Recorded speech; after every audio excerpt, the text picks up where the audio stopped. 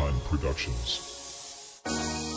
La câte facem pe zi nu suntem răsplătiți. La câte facem pe zi suntem frați dar neuni. La câte facem pe zi muncim fără oprire. N-am făcut mereu dar am făcut-o ca să fie. La câte facem pe zi nu suntem răsplătiți. La câte facem pe zi suntem frați dar neuni. La câte facem pe zi muncim fără oprire. N-am făcut mereu dar am făcut-o ca să fie.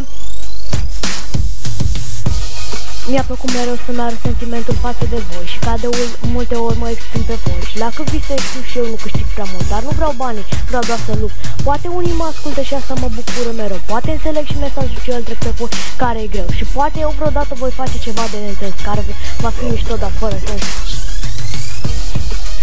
Dar chestia asta nu e de joacă, dacă vrei să ai dreptate trebuie să lupți ca un camarad zi și noapte. Poate spun mereu că sunt prea obosit și poate unii cred că lupt și că nu merit. Termină asta înainte să faci oamenii care vor suferi și asta nu contează dacă vrei să te pui cu norii. Crezi că am la fixul și gata, a fost ușor, nu e așa cum crezi, cred că ți-e dor.